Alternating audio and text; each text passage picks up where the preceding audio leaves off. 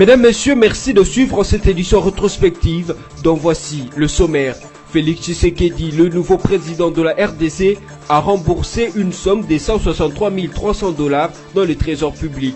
Un geste fort et significatif pour sa démarche dans la lutte contre la corruption sur les territoires congolais. Ces frais sont les reliquats de ses frais de représentation pour sa première tournée sous-régionale et son déplacement au sommet de l'Union africaine à Addis Abeba, renseigne-t-on. Et puis, une partie de la route nationale numéro 1 à Binza-Upen est endommagée suite à la pluie torrentielle qui s'est abattue dans les après-midi du jeudi 21 février sur la ville de Kinshasa. Un éboulement de terrain occasionné par cette pluie diluvienne a causé une érosion fâcheuse qui aura des répercussions sensibles sur la libre circulation des véhicules et des piétons sur cet axe. Enfin, la nouvelle est tombée tôt dans la matinée du mardi 19 février 2019 sur les décès du sénateur Yoroya Abdoulaye Ndombassi à l'âge de 86 ans à l'hôpital du Cinquantenaire. Il fut vice-président dans la transition 1+4 à la faveur de l'accord de Pretoria. Et en 2007, il a été élu sénateur, mandat qu'il a exercé jusqu'à sa mort. Le nouveau président de la République démocratique du Congo, Félix Tshisekedi, qui a fait de la lutte contre la corruption une de ses priorités, a posé un geste fort en reversant au trésor public 163 300 $ selon un document de la Banque centrale du Congo. Ces frais sont les reliquats de ses frais de représentation pour sa première tournée en Angola, au Kenya et au Congo-Brazzaville, puis son déplacement au sommet de l'Union africaine à Addis Abeba.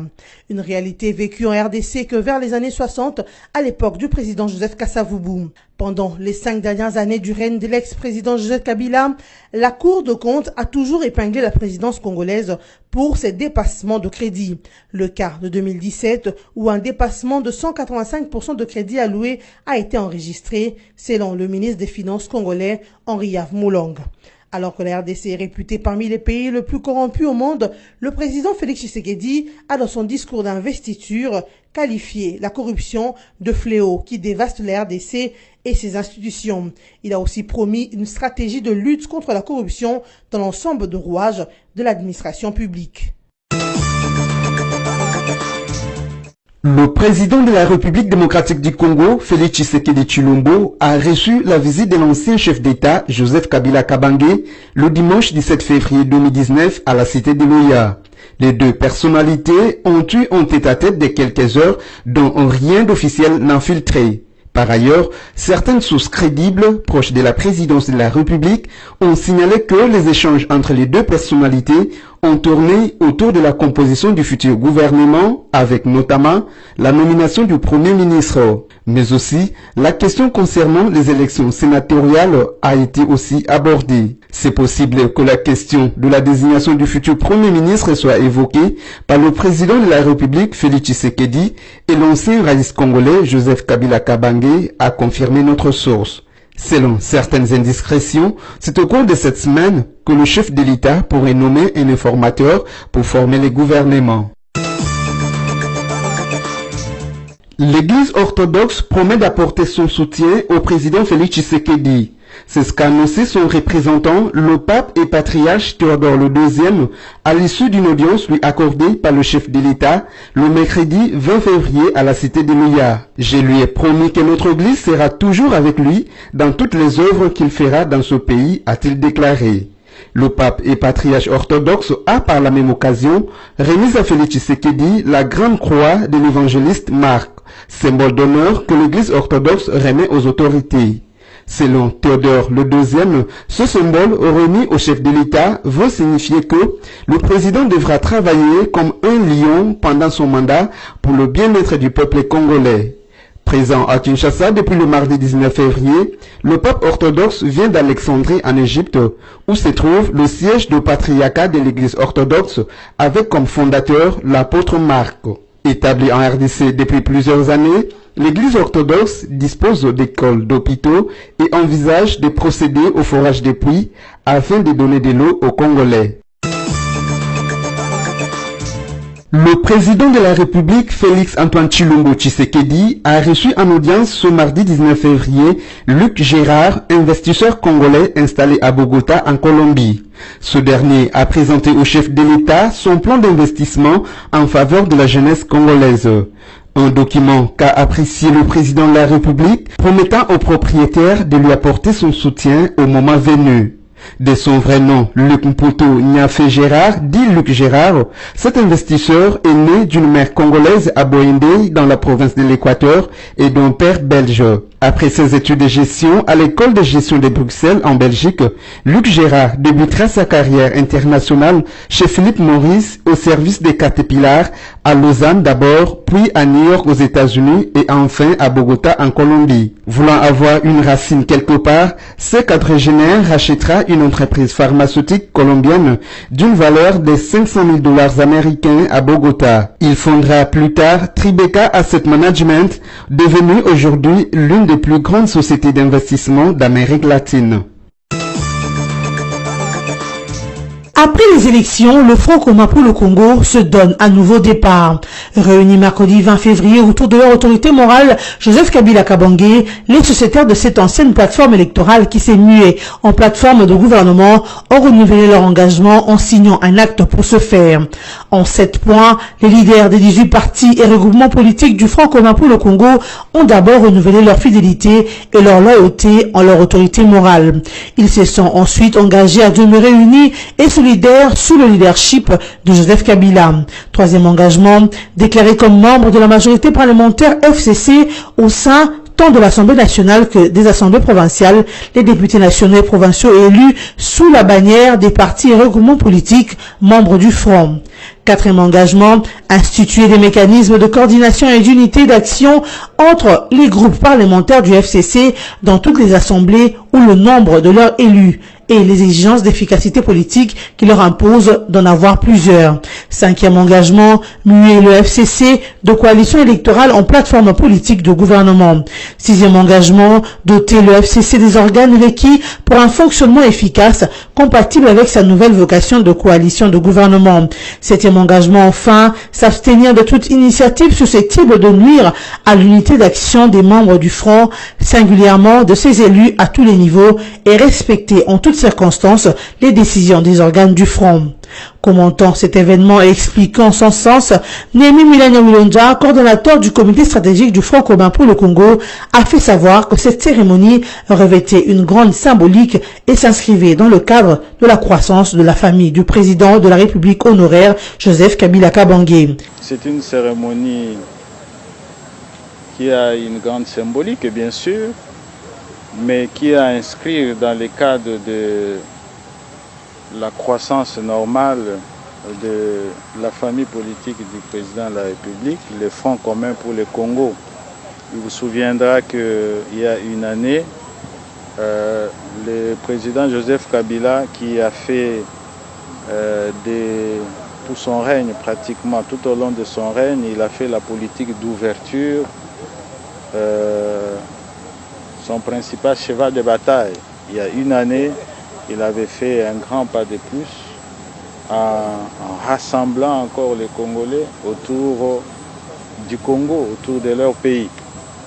Et pendant une année, vous avez vu différentes activités d'adhésion au FCC, mais nous avions des objectifs à court, à moyen et à long terme.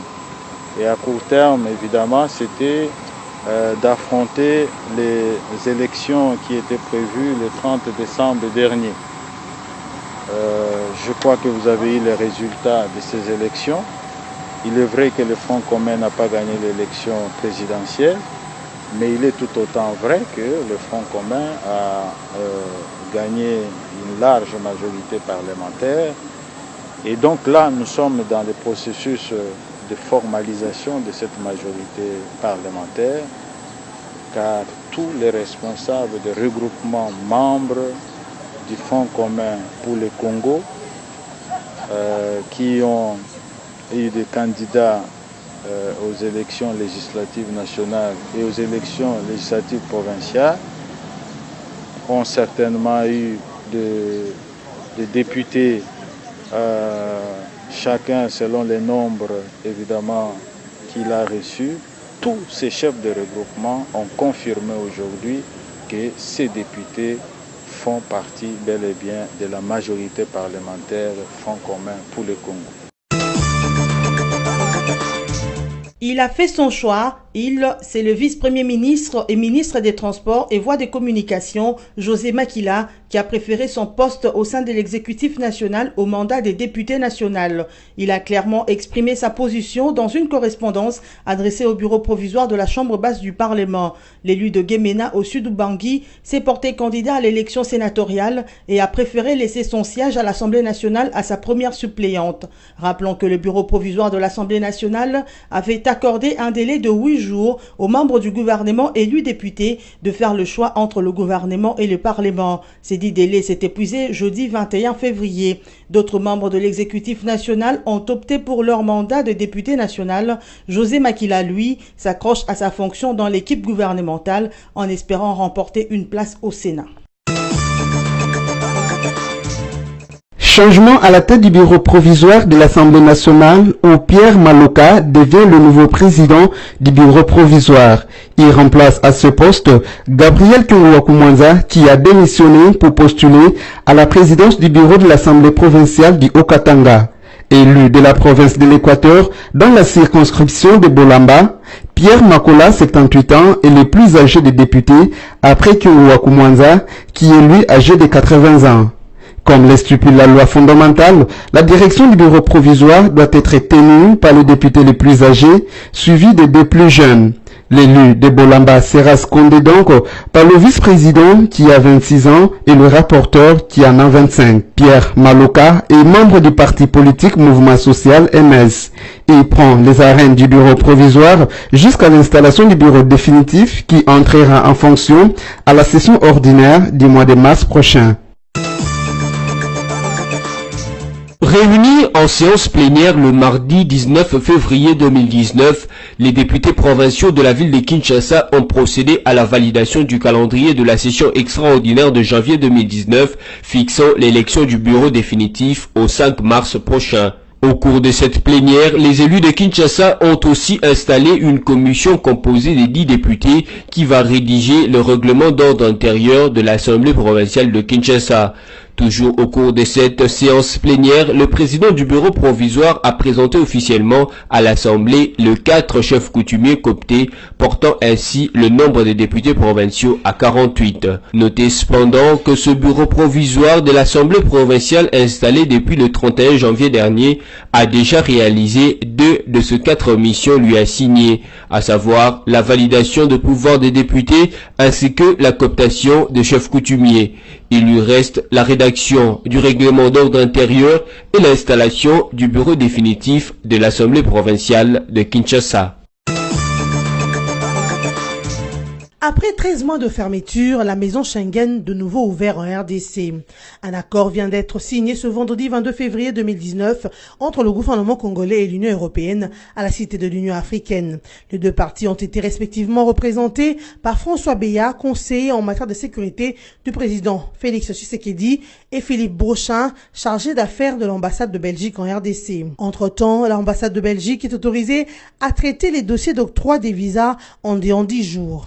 L'on se souviendra que lors d'une rencontre avec les ambassadeurs accrédités à Kinshasa, le président de la République, Félix Tshisekedi, avait annoncé avoir instruit la partie congolaise de finaliser rapidement les discussions pour la réactivation de la maison Schengen.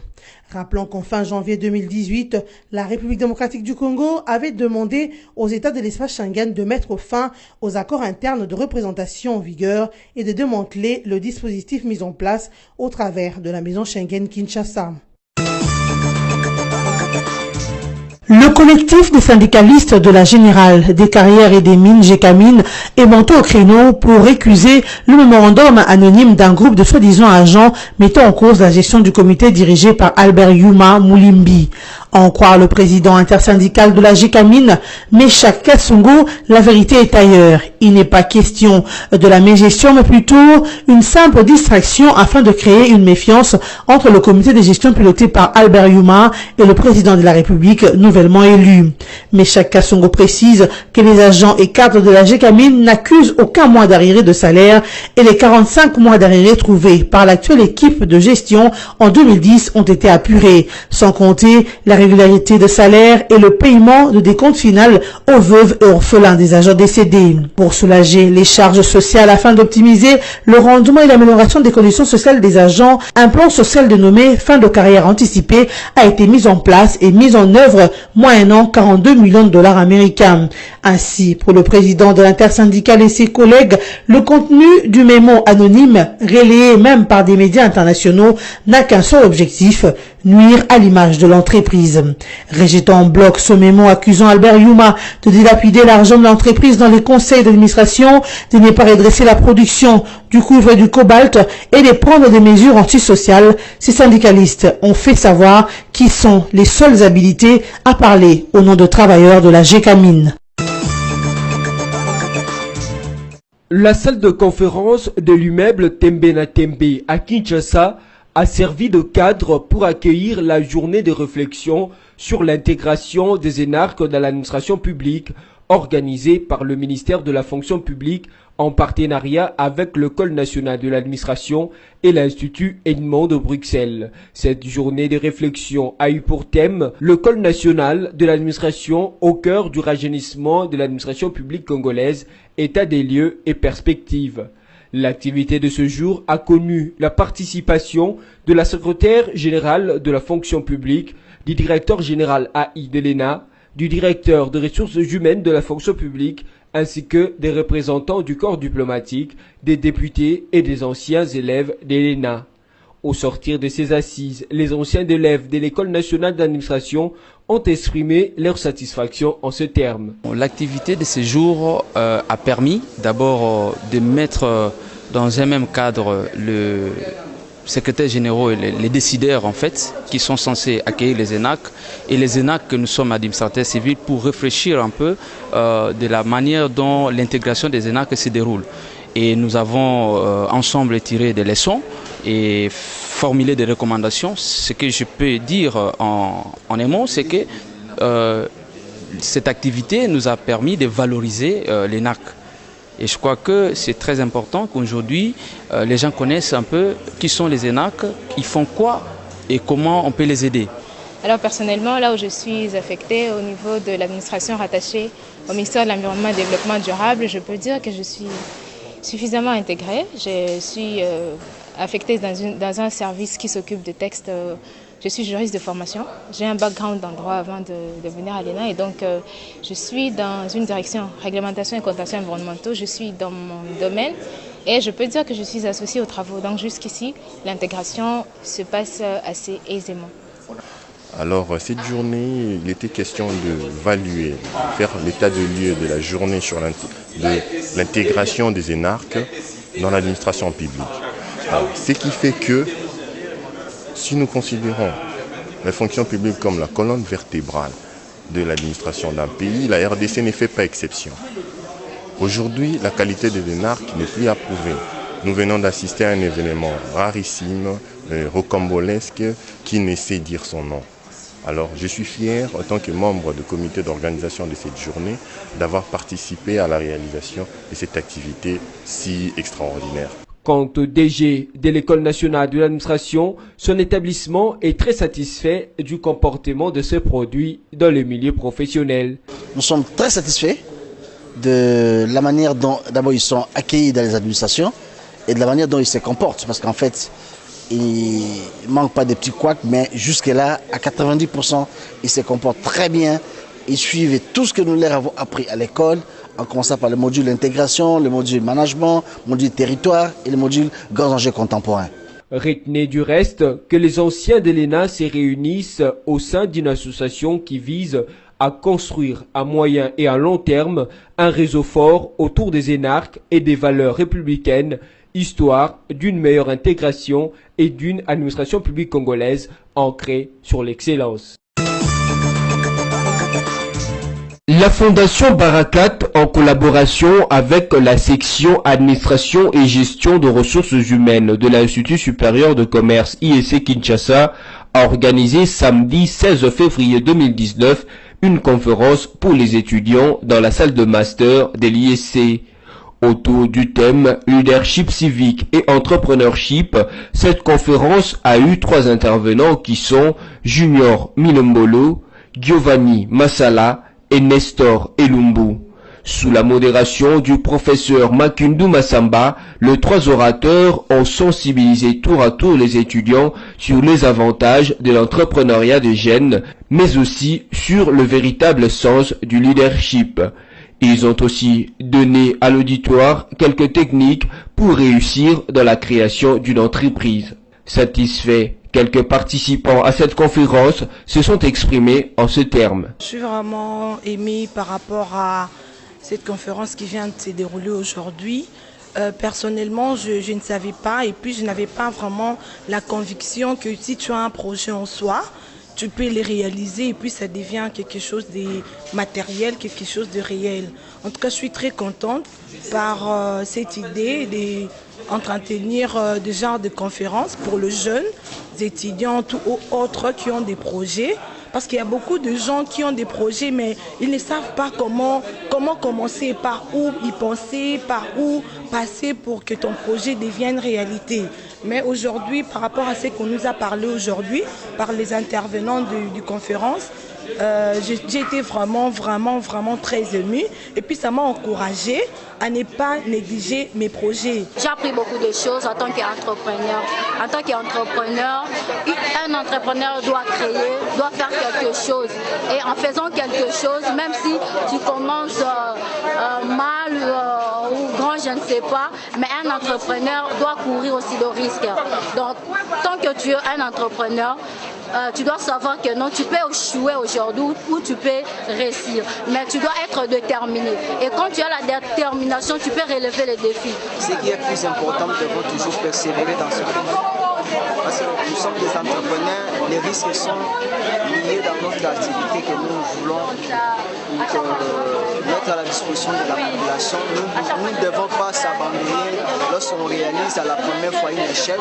Nous devons toujours persévérer et endurer dans ce conflit. Je n'ai pas retenu, mais j'ai appris, j'ai ajouté. Lorsqu'on parle de la production, je voyais la production autrement. Mais aujourd'hui, là, j'ai vu la production et puis on m'a encore outillé avec de nouvelles méthodes, comment faire la production avec segmentation. Et puis, j'ai encore ajouté dans le business planning le 7e module qui est le plan partenaire.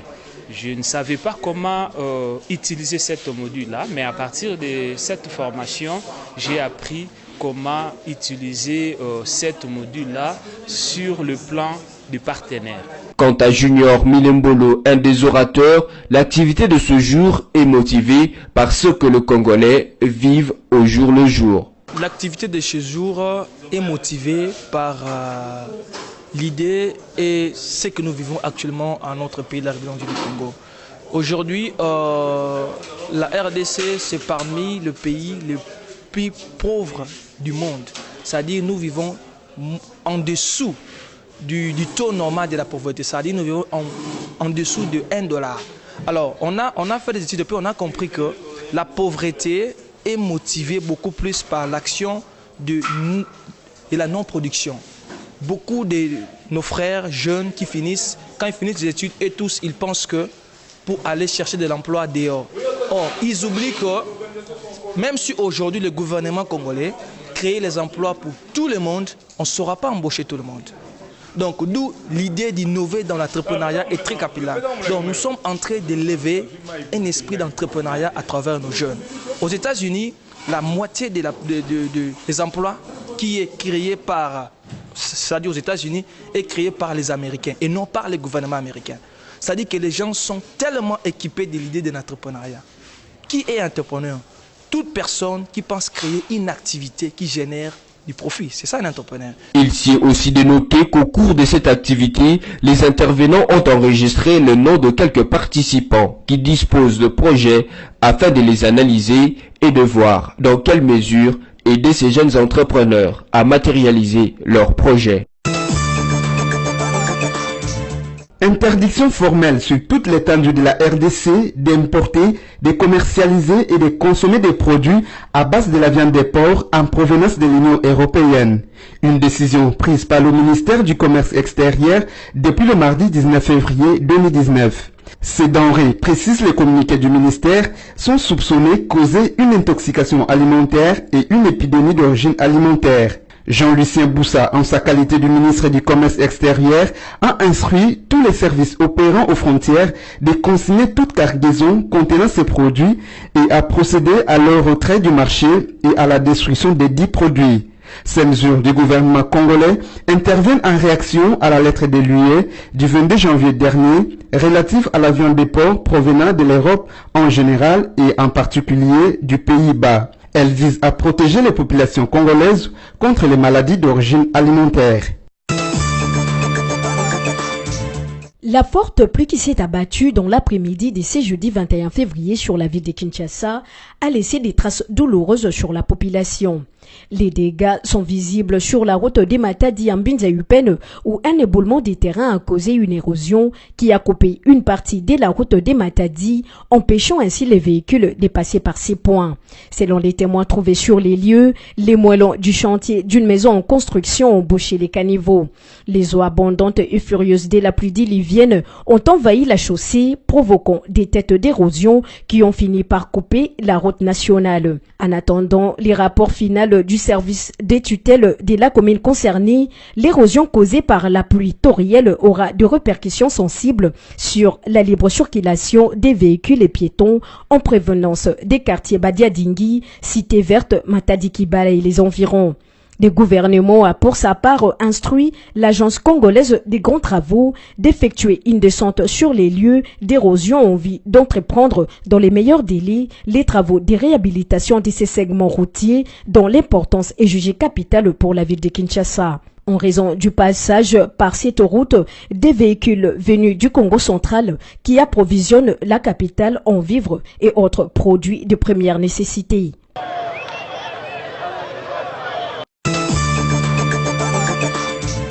Le sénateur Yerodia Abdoulaye Ndombassi est décédé ce mardi 19 février 2019 à l'hôpital du Cinquantenaire à l'âge de 86 ans. Ancien compagnon du révolutionnaire cubain Che Guevara, Yerodia s'était relevé au public avec la prise de pouvoir par l'AFDEL en 1997. Le président Laurent Désiré Kabila va alors le nommer ministre des Affaires étrangères, fonction qu'il va occuper jusqu'à l'assassinat de ces derniers en janvier 2001. Lors de la guerre d'agression qui éclata en 1998, Yerodia Ndombassi fut parmi les grands tribuns qui galvanisaient le foule en appelant les Congolais à la résistance pour bouter l'ennemi dehors. À la faveur des accords de Pretoria ayant sanctionné le dialogue intercongolais de Sun City, il sera désigné vice-président de la République pour le compte de la composante gouvernement de l'époque. Et en 2007, il est élu sénateur, mandat qu'il exerçait jusqu'à sa mort. Place à présent au rappel des principaux titres. Félix Tshisekedi, le nouveau président de la RDC, a remboursé une somme de 163 300 $ dans le trésor public. Un geste fort et significatif pour sa démarche dans la lutte contre la corruption sur les territoires congolais. Ces frais sont les reliquats de ses frais de représentation pour sa première tournée sous-régionale et son déplacement au sommet de l'Union africaine à Addis Abeba, renseigne-t-on. Et puis, une partie de la route nationale numéro 1 à Binza-Upen est endommagée suite à la pluie torrentielle qui s'est abattue dans les après-midi du jeudi 21 février sur la ville de Kinshasa. Un éboulement de terrain occasionné par cette pluie diluvienne a causé une érosion fâcheuse qui aura des répercussions sensibles sur la libre circulation des véhicules et des piétons sur cet axe. Enfin, la nouvelle est tombée tôt dans la matinée du mardi 19 février 2019 sur les décès du sénateur Yerodia Abdoulaye Ndombassi à l'âge de 86 ans à l'hôpital du Cinquantenaire. Il fut vice-président dans la transition 1+4 à la faveur de l'accord de Pretoria. Et en 2007, il a été élu sénateur, mandat qu'il a exercé jusqu'à sa mort. Ainsi prend fin cette édition rétrospective. Merci à vous de nous avoir suivis et bon week-end chez vous.